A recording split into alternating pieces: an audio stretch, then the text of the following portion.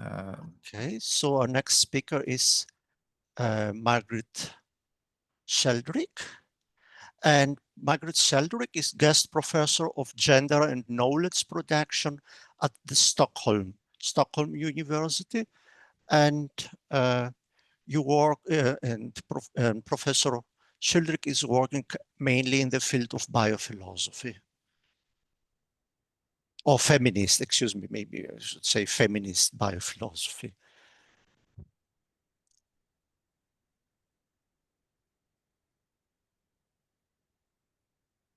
Okay, can you hear me? My mute is playing up at the moment. You can hear me? Yes. Okay.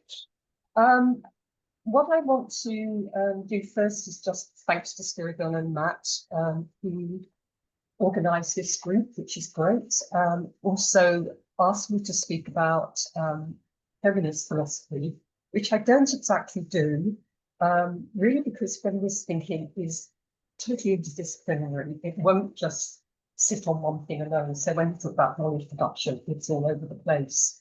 But I do want to radically unsettle the expectations assigned to both philosophy and to biology, and thinking through the lens of the posthumanist and feminist-oriented biophilosophy to demonstrate an approach that opens up new ways forward.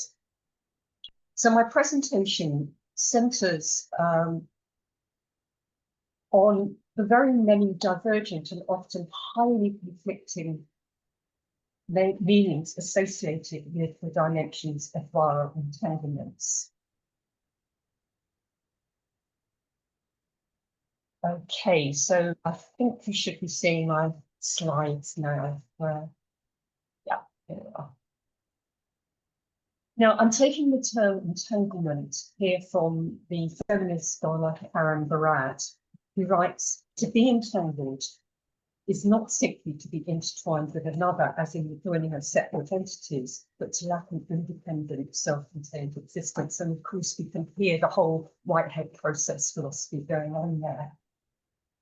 Now, my focus here is both material and contemporary, and it's on the present incidence of COVID-19 and other viral pandemics yet to come. Now, in the dominant narrative, the COVID virus is a stealthy predator that assails the immunity of individuals and nation states alike, causing millions of painful deaths and residues of long-term illness. And it's only the restoration of immunity through vaccination or recovery from infection that is deemed to be the proper route to enduring protection and the restoration of normative life. Now, the very real personal suffering of death and morbidity has been amplified by the excessive undermining of economic security, the identification of COVID-19 as the preeminent disease of global capitalism, as it encompasses a deadly mix of colonization, trade, and environmental degradation, and deals out a deeply asymmetrical crushing of vulnerable human life.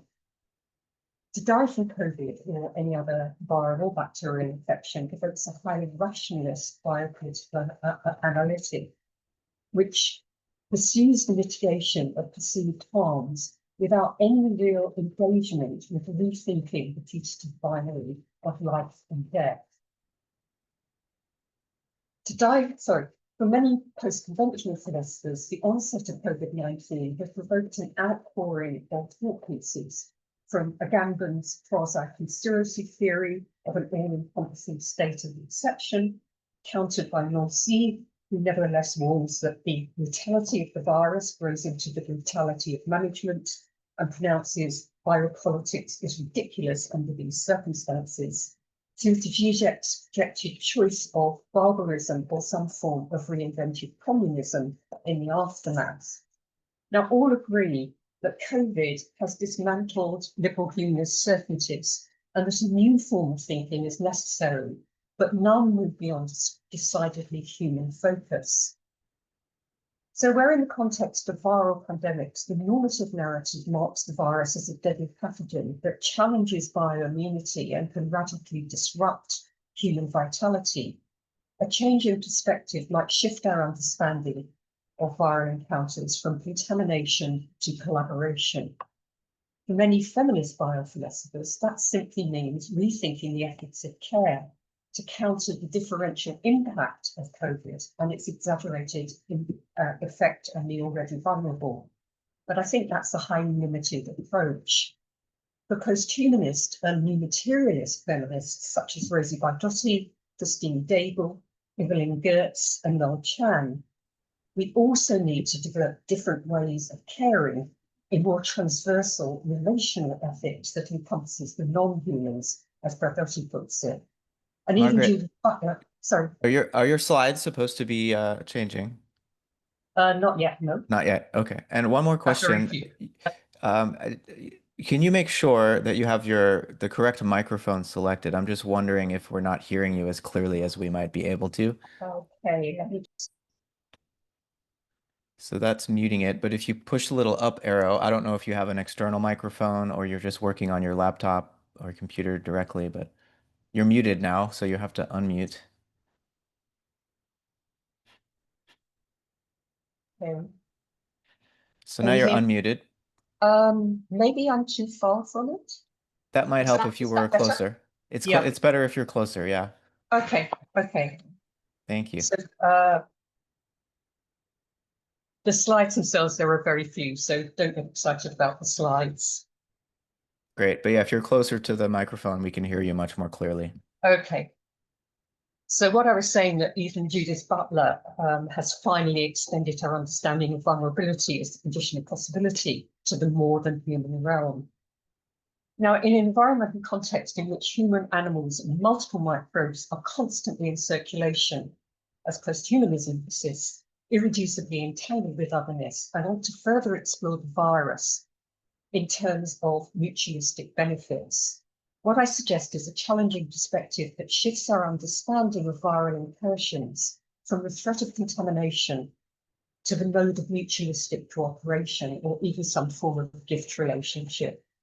And as such, I analyse both the biophilosophy of Esposito's immunitary-paradigm and some contemporary trends in microbiology to go beyond conventional binaries and reclaim the virus as an essential aspect that gives organisms, including humans, with complex life.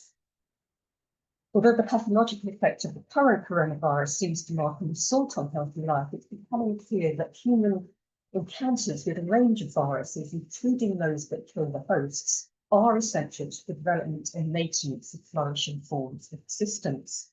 So it's time for a reappraisal of humanist perspectives and a recognition that viral contamination may give new possibilities for life itself. Now, death doesn't disappear, but the occasion of passing is a moment of transition, not between the living and dead, but between entangled modes of continuous becoming. In conventional terms, the limited understanding of novel viral pandemics encourages a fearful resort to a set of familiar normative oppositions, virus and victim, contagion and containment, expert and patient, and so on, that express the sense of individual, social, and political vulnerability. Personal precautions are mirrored and enforced in public health discourse and national politics, in which the exclusion of these supposedly contaminated others plays a prominent part. Whatever the standpoint, the effect is deeply negative and emphasises at best either a personally defensive reaction to the incursion of a deadly agent from the outside, or a more aggressive stance of declaring biomedical war on the viral strain and seeking its eradication. The current pandemic is exemplary in illustrating binary exclusions in play and pitching the normative body as an unwilling host to external intrusion. Now, even though the biological status of the virus is ambiguous, it's living, non-living, and suggests it can't function independently, we attribute malign agency to it and pitch it as a deadly enemy. What matters is the preservation of human life as a bounded entity that is separate from other forms of life at both the microbial and cellular level that might cause disorder. And the obsessive attempts to identify the origin of any viral spread, preferably in an alien Chinese wet market, speaks to a conviction that ideally there is a substantive distinction between healthy and diseased components of human life. in which disease suggests that a specific viral or bacterial incursion has breached the boundaries of separation. As COVID deaths mount, it's difficult to think of the virus in terms of the recently beneficial effects of ecological entanglements. It necessitates a rethinking of the nature of viruses, both in their biological state and in the socio-cultural and biophilosophical imaginary. Narrative history is riven with viral catastrophes in which whole populations have been decimated, yet the threat to human life, although significant, is limited to around only 20 known viral forms that adversely affect human individuals, and still fewer that operate as pathogenic on a population level. Because no virus can exist in isolation, but must lodge in host cells in order to replicate by exploiting the metabolic system of that cell, the process may evoke negative images of parasitism, where one entity benefits at the expense of the other. But to think clearly of the parasitism as borrowed life shifts the focus. As Carlo Caduth notes, it highlights a more general condition of existence, one that refuses fantasies of sovereignty and self-sufficiency. Borrowed life is an unstable mode of being that remains indebted to the other. And it's here that the interests of bioscience and philosophy come together. No organism can be fully independent of its entanglements with other entities. At a cellular level, a host organism and its microbial guests are mutually constitutive. In other words, it's a process. What evolutionary biology reveals is that viral interaction has been a necessary component of all organic development from the primordial forms to human life itself. The long-term survival of viruses figures not destruction, but accommodation with the host, based on a mutual exchange of strands of genetic material which make life viable for both. And as viruses move between different cellular forms, their own DNA or RNA passes over, and we've heard about this in terms of bacteria, and become entangled with those of the hosts in a process of cell fusion, which was once the archaic trigger for the evolution of multicellular life. It's the unparalleled extent of the universal viral population and the ability to mutate rapidly that positions viruses as primary drivers of the genetic enhancements that enable the evolution of all life forms. As Dupre and O'Malley put it, viruses have made extraordinary contributions to the evolution of non-viral life through their proclivity for mutation and recombination, and their ability to pick up and move genes from one organism to another, and to integrate their own and other genetic material into host genomes. Rather than being external and destructive elements, viruses have been essential components of the human genome and are always already an internal and integral part of human life. Over multiple millennia, endogenous retroviruses facilitated not only placental development in mammals, but boosted host defense against more pathological exogenous retroviruses, stimulated brain development and more besides. Moreover, when retroviruses take up long-term residence in cells, they avoid detection and benefit their own survival by adapting and developing the host's immune system. As a result, over many eras, the colonizing capacity of viral organisms is pivotal to the elaboration of the host's own species-specific genome and to a more sophisticated immune system. So how then does the socio-political and biophilosophical question of immunity come into play? The very notion of immunity, remembers, it implicitly references the antagonistic scenario of self versus other. And since the 1950s, the science of immunology has been dominated by research into the apparently naturally occurring biochemical discrimination that enables self cells to recognize and defend against the presence of non-self cells. Recent philosophy has deeply challenged that simple juxtaposition with scholars such as Donna Haraway, Thomas Prado, and Roberto Esposito, insisting that immune systems function not as exclusionary barriers, but as relational filters, between inside and outside. In bioscience, Peggy Polly-Matzinger shifted the focus of the system from alien invasion as such to a dynamic response to danger resulting from cellular damage. In all cases, incoming viruses may not be seen as intrinsically pathological. Although popular biomedical and political discourses remain largely unmoved, such that COVID-19 evokes all the familiar oppositional motifs, the crossovers between the use of the term immunity in biomedicine and in biophilosophy and biopolitics have marked a movement opening. Those moves facilitate an understanding of COVID-19, not solely as a matter of health and disease, nor as an illustration of political power, as Dagan Zizek treated it, but as an occasion in which the two registers are interdependent and entangled. The point is that biology both emerges as a symptom of biopolitical discourse and is generative of that discourse, such that the embodied self is always the point of biopolitical action. Now, the work of Esposito, who acknowledges the influence of Haraway, who in turn relies on Whitehead to some extent, and in which the biopolitical immunity has long been the central theme, is highly relevant here. Echoing Matzinger, who writes, illness does not arise when an external element enters inside an organism. This is the norm, not the exception, but when it negatively affects the organism's homeostatic development. Like Tauber, Esposito sees the self not as a static entity defended by the immune system, but as an identity that emerges in response to the processor encounters between immunity and changeable environmental factors. Nonetheless, the focus remains in the human. As Esposito understands it, the concept of immunity is intertwined with what at first glance will seem to be an opposing concept, that of community. In pragmatic terms of the pandemic, immunity cannot be singular, but in turn, community must rely on individual actions such as self-isolation, wearing masks, or getting vaccines. The message is that no one is safe until everyone is, and that there is an individual duty to protect oneself for the sake of others. Those who refuse preventative measures for whatever reason, fears of infertility or critical ideology, can be characterised as claiming immunity in the original philosophical sense, as paradoxically rejecting the possibility of medical immunity.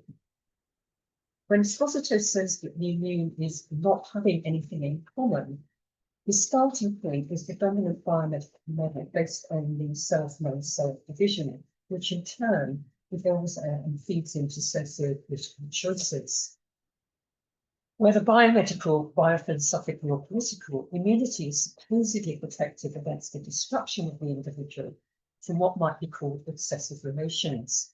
But as Esposito points out, as very little before him, it comes at the risk of shutting out otherness to the extent of destroying that which it seeks to defend by triggering a form of destructive autoimmunity. What autoimmunity means in medical sense, but equally applicable to social life, is that the body's immune defences, which supposedly protect the organism against harm, turns on its own vital elements to paradoxically destroy the self that they are defending. As Esposito sees it in the context of COVID-19, that threshold of autoimmunity is crossed exactly when social distancing demands a total rupture of social bonds. At that moment, he says, it becomes an anti-communitarian propensity. Nonetheless, in linking immunity, which he sees as necessary to surviving, to community, he opens up the hope that rather than destruction, there might be a positive dialectic.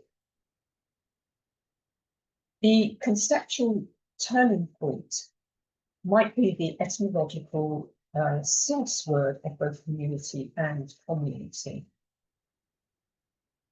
So, where the latter refers to something public held in common, and immunity refers to something private and particular to the self, Esposito points out that two terms have a common root of the Latin munus, which means an obligation or even a gift. Munus is all about the obligation of responsiveness to the other, about reciprocity that oils the wheels of community, and conversely, that appears to be rejected by immunity. In the classical philosophical sense, the one who is immune is exonerated from reciprocal gift-giving and stands as an autonomous individual, free from the obligation of self that community demands. As Timothy Campbell writes, accepting the newness directly undermines the capacity of the individual to identify himself or herself as such and not part of the community. Both community and immunity entail then a loss of what Esposito called personal freedom. But he insists that both conditions are a necessary feature of human life. The immunitary-paradigm is both positive and negative, protective and destructive. At the end of Bios, Esposito explicitly addresses disease not simply as a pathology that destroys the norms of life, but as an event that might open those norms to the infinite unpredictability of life and maximise its potentiality. So life here takes on a Deleuzian frame of reference, not that of the individual, but of vitalism, life itself. Now, none of this is to deny the grossly pathological effects, both biomedical and socio-political of viral pandemics as they exist at the present time. The privileging of human beings is taken for granted such that the emergence of pandemics is narrated within a highly bellicose discourse, which sees viruses as simply enemies to be defeated. And we are reluctant to contextualise how those lives are always deeply enmeshed with the flows and energies of the natural world. Even for those with greater insight into the intricate mechanisms of the viral interactions that underpin human development, there is little acknowledgement of what we owe to viruses. Rather than achieving clarity, the public understanding of science relies on simplified exposition that obscures any recognition of the continuing complexity of coexistence and symbiosis. In rethinking viral processes, it is also necessary to contest the anthropocentrism through which their effects are characterised. So what would it mean to shift focus from a discourse of contagion to that of an entangled-gift relationship, and to recognise that most viruses are not intrinsically pathogenic and simply innocuous, but an essential part of human and non-human life and rights? And what's the significance of a life that is already interspersed by non-self organisms? To situate our own time within the Anthropocene provides some answers in the concentration of actions that seek to subject non-human entities to human dominance. Though the notion that the balance of nature can be disturbed sounds a little trite, the onslaught of a wave of pandemics should serve as an alert that the disruption of the global environment by human beings has different consequences. The individualist notion of human self-containment and species superiority discourages recognition of our entangled environmental context. When COVID-19 is named as a zoonotic disease, it just triggers alarm that something is out of place and has appeared in the human population, but it doesn't explore why specific environmental contexts and interactions with other organisms have triggered a deadly viral overload. In the pandemic imaginary, a self-evident distinction exists between an unadulterated space of human and a reservoir of monstrous organisms that threaten to breach the boundaries and cause disease and death. The sense of a pure self fighting off a contagious other. A more appropriate approach might be to question the anthropocentrism that imposes human interests into the multi-species biosphere. The widespread belief that wild animals such as bats and pangolins are the vector that carries certain viruses into the human population may be correct, and most environmentalists report the degradation of animal habitats and the trafficking of exotic species that bring different species into close and potentially infectious contact. It's a scenario that posits the damaging incapacity of existing communities to encompass previously unencountered organisms. But consider too that beyond the emphasis on the health concerns of human hosts, viral pandemics are just as devastating in the non-human sphere, in which it's evident in BSE, swine flu, and avian influenza. And at the same time, COVID-19 can be spread from humans to non-human animals through reverse zoonosis. Nonetheless, the claim that disease is simply a result of human interference in biosystems is misleading, as posthumanism posits There is no original purity to breach on either side, and traffic is multidimensional between human and animal vectors. Like several other critics of the pandemic imaginary that cast valiant humans fighting back against these deadly aggressors, Michael Marder asks how we can tell the story of the pandemic while taking into account the constitutive role of the environment and context in its unfolding.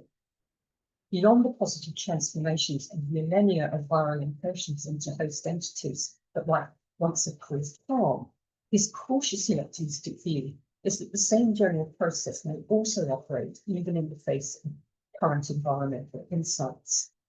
The implication is that habitat destruction, pollution, or exploitation of wildlife, the imposed monocultures that decrease biodiversity and increase climate crisis could paradoxically bring some benefit in an unbalanced situation. Changing environmental conditions could drive the emergence and impact of viruses like COVID-19, not as wholly destructive, but as a dialectic between negative and positive expression. After infection has passed, the virus itself remains, in part encoded in the heritable human genome, where rather than being a destructive or simply passive aspect of embodiment, incorporation may facilitate beneficial effects. Many microbiologists and immunologists will recognise the importance of the interface between our biological bodies and complex biocultural systems, and broadly agree that all living beings are energised by mutual interaction with a range of symbionts, of which viral elements constitute a significant percentage. It's not only that viruses are an essential factor in human development, there is also the potential to galvanise new virally based vaccine technologies against long-term resistant diseases like cancer. Other counterintuitive developments are occurring in the field of gene therapy, where the intermingling of viral genetic material with that of hosts could be manipulated to carry specific genes to supplement immune responses in a vulnerable host. And right now, phage therapy, where viruses are introduced into the body to overwhelm specific bacteria, having no pathological effect on adjacent cells, is being intensively researched. Suspension of viral therapies may not constitute an uncontested good, but they should encourage us to rethink the representation of viruses as wholly detrimental or deadly. Could COVID-19 be understood then to offer something positive, a certain form of gift, as well as potentially imposing destruction, as feminist scholars Donna Haraway, Kathleen Hales, and Nina Leakey variously suggest?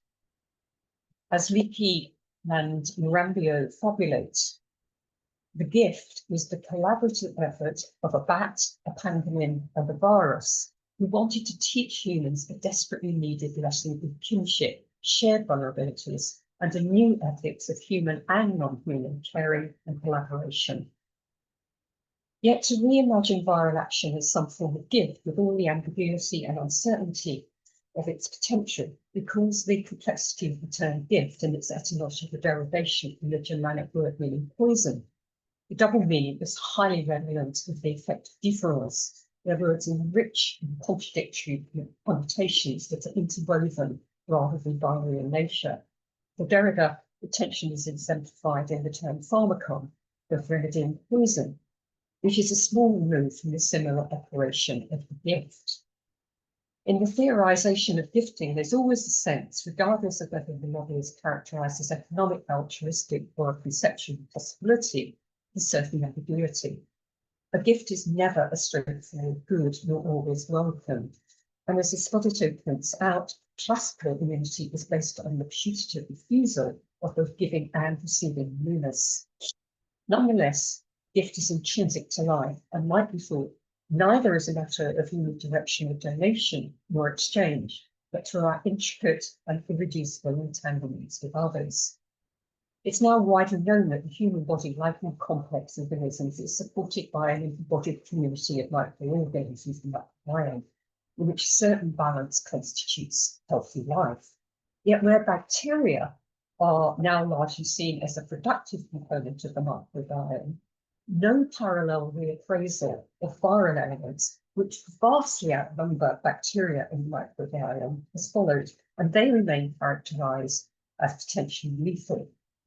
In practice, it's only the specifics of context and expression that bacteria and viruses alike could be classified as either good or bad. The real point is that all life forms constitute a symbiotic holobiont, such that attempting to disentangle a host organism and its microbial deaths becomes meaningless. There is no existent biological state of wholly human cells that could operate independently. Philosophically, the boundaries of the embodied self are leaky and porous.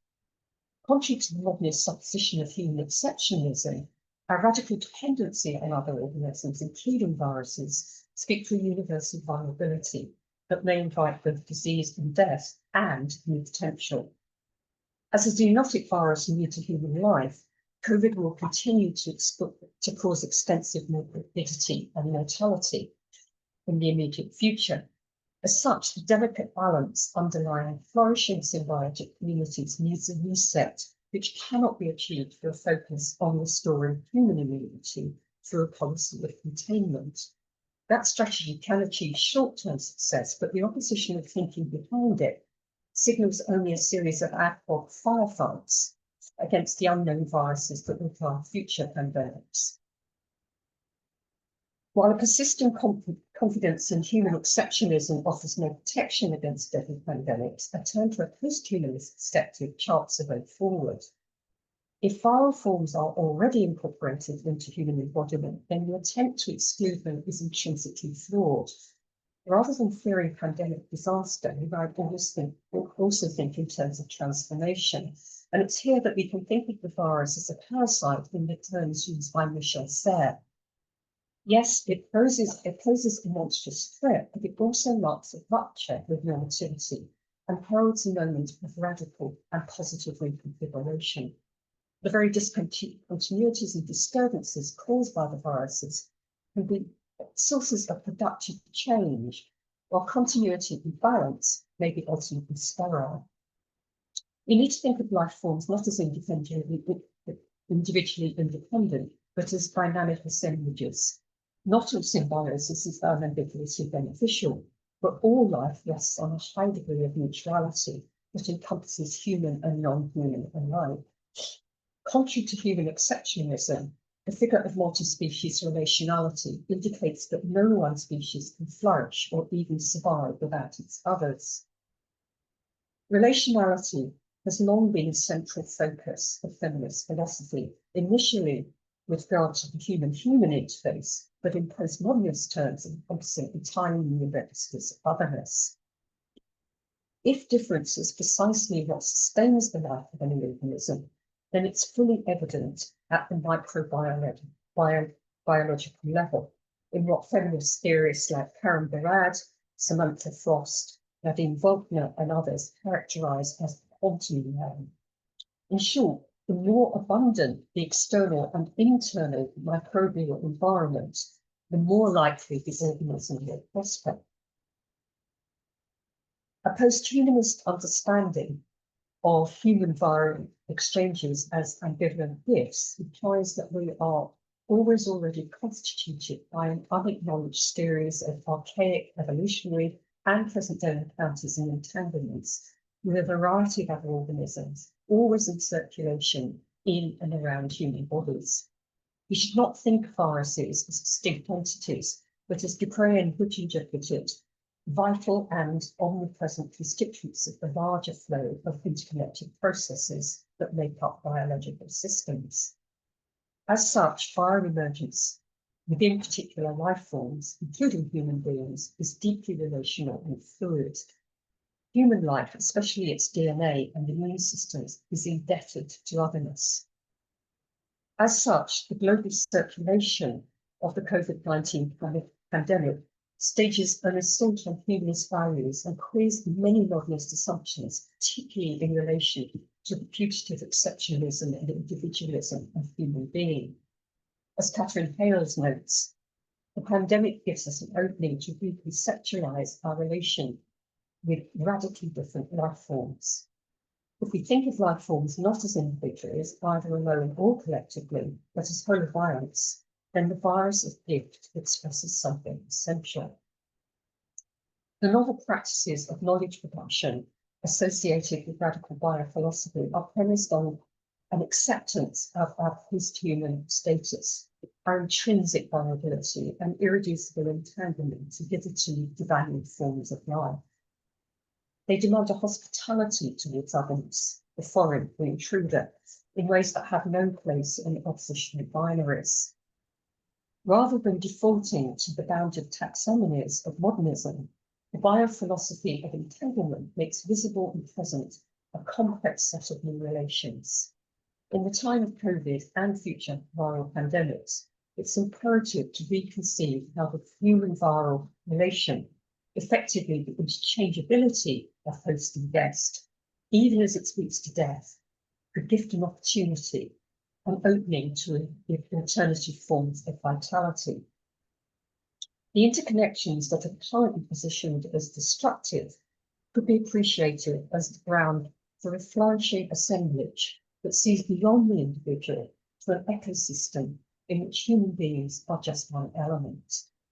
In short, Margrit, there are 10 minutes left. okay, viral encounters establish the conditions of possibility where the categorical boundaries that sustain the liberal humanist enterprise dissolve into the flow of mutual enmeshment. A revitalised biophilosophy could start right there. Thank you.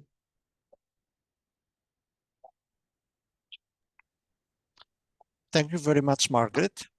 Are there questions?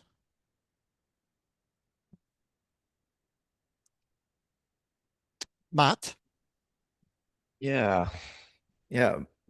Margaret, I appreciate you bringing us back into the pandemic imaginary. In many ways, the fact that we're having an online conference is one of these unforeseen consequences of a viral, gift. The COVID changed so much, and seems like it was a bit of a dress rehearsal for a more potentially a virus with a higher morbidity rate, right? And we did not do well. And so I'm glad that you're bringing our attention back to this issue, which is important for biophilosophy, I think, to connect to the human social and cultural world, to the rest of the biosphere, and to recognize the essential role that viruses have played in evolution and will continue to play in the evolution not only of our bodies but of our societies. I was glad to hear Donna Haraway, Karen Barad at the beginning. I wonder if you're familiar with the cognitive theory of the immune system that Francisco Varela develops. It sounds quite consonant with what you're attempting to describe.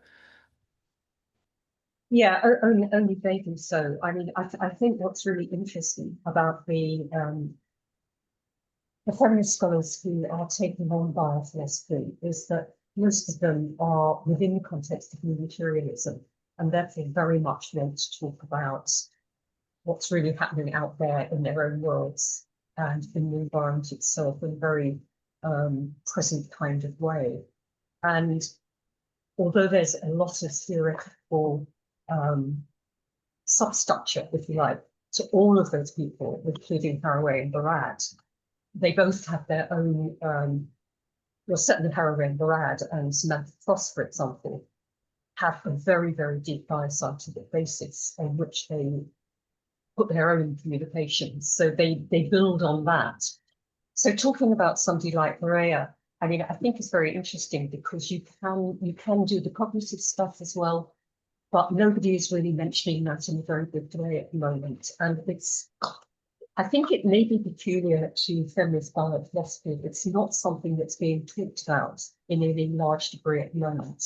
I mean, that may change, but there is a kind of way in which the concerns of certainly feminist scholarship as being interdisciplinary always wants to bring in all sorts of other things like politics, ethics, and so on in a completely different way. I know Brea does that too in some respects, but it's very, very interesting how it kind of takes its own route. Yeah. I mean, the pandemic raises so much questions about not just virology and the study of the immune system, but the communication of science. Oh, absolutely, yeah, yeah. And I think Which, what's really interesting is when everybody plunged in 2020, when, you know, we're in the very, very early stages of that pandemic, so many male biophilosophers and biopoliticians plunged in with their views, some of which now seem completely rubbish because, you know, what's actually happened, what's actually evolved over the 4 years since that time, 5 years since that time, was something rather different. And what was interesting to me is very few of the feminist scholars actually had very much to say about it at that point. Judith Butler is perhaps the only person who is very clearly saying very much. So there's a different way of looking at it, a much more considered way, I think, in some respects. And I think one of the things that has been really interesting, Matua, for example, we talked about other viral pandemics to come, which would be more deadly, but Matua talks about the real problem is climate change. And that is the one that is really going to thaw everything. And this is a rehearsal, not for those other future viral pandemics so much, as a rehearsal for climate change. And I think that's something that's really, really interesting and that needs to be taken up in biophilosophy. right. And just the ways that an ethics of care would change our response instead of the ethics of conquest and let's destroy this virus, what would it look like to approach it primarily through the lens of an ethics of care? Well, in terms of response and responsibility, which is Haraway's understanding very much. So not simply reciprocity, because levels of responsibility inevitably will vary. But what she wants, and what I think most feminists writing about this now understand, except posthumanist feminists, understand by care is nothing to do with, you know, an agent giving care to another. It's nothing to do with that. It's to do with the response that happens when the host and the guest are both vulnerable, and understand that vulnerability as an interaction between two entities that become entangled simply because they are always in a dynamic process of biological terms, flipping RNA and DNA, but certainly in philosophical terms of breaking down the boundaries of the self and other into something that is not recognizable as such in those terms. Yeah. I have a follow-up, but I don't want to monopolize. If there's someone else that wants to ask a question, I'll pause for a second.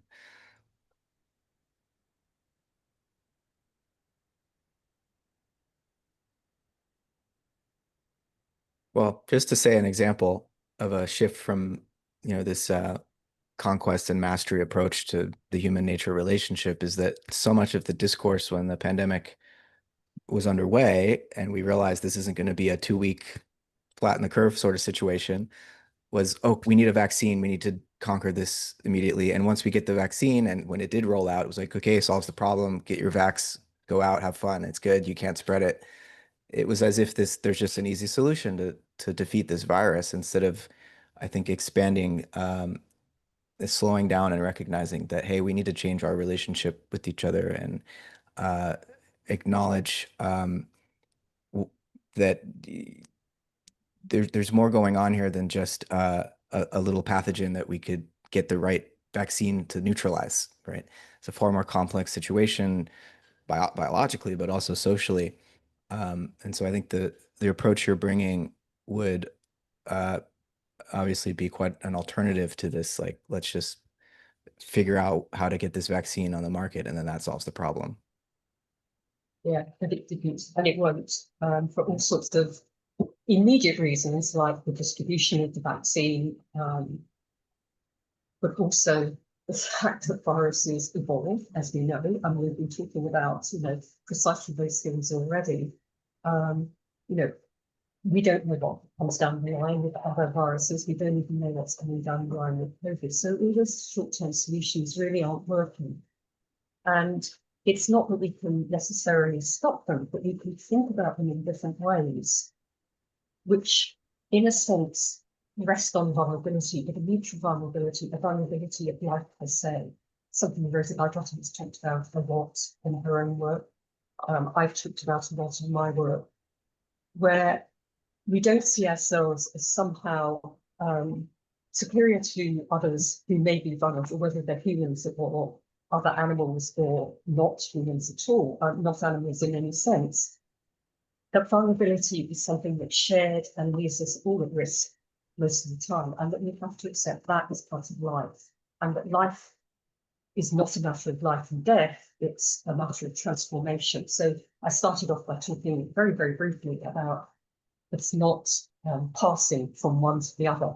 It's a moment in which you transition into a new form of life, a new vitality. And that seems to me something that we really need to talk about and embed into a new measurement.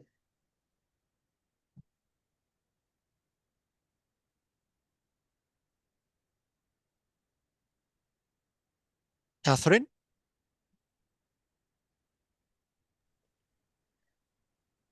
Hi, Margaret, this is really beautiful. I'm sorry there was a little bit of interference with your microphone, so I had a little trouble. But when I caught your flow, it's absolutely beautiful. And you're getting at something really deep and profound about the nature of identity. And in the West, we've focused on autonomy and individuality. And in the East, they focused on the collective nature. But Sure. it's both actually kind of all the way down. And I'm wondering how far you think this sort of analogy of individuality and collective, does it stop anywhere? I mean, in terms of, does it stop at a particular kind of organism, or is it something really in the deeper physics of living Yeah. systems? I honestly think individuality is such a red herring. I can't think of a better term than that. What individuality implies are boundaries and barriers and purity. And when the boundaries are crossed to become impure, and that's a bad thing, that's parasitism or whatever it might be classed as.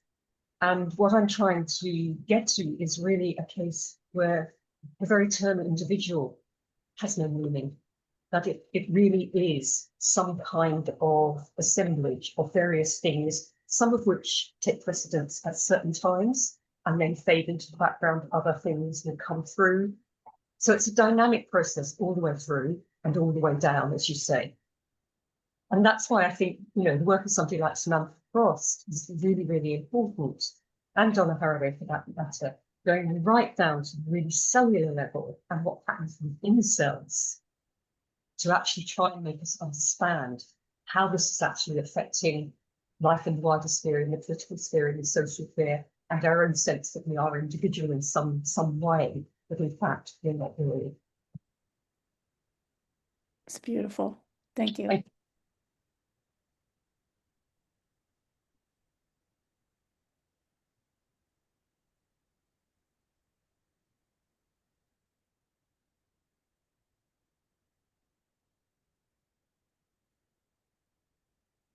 Other questions? Should we take our lunch break? Mhm.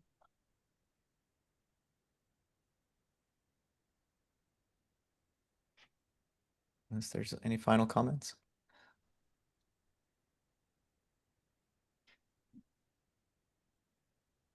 Okay. Well, thank you, Margaret. And we have an hour lunch break now, so we will reconvene at 1:30 Pacific, 4:30 Eastern, and hopefully you can all translate that into the time zone that you are in.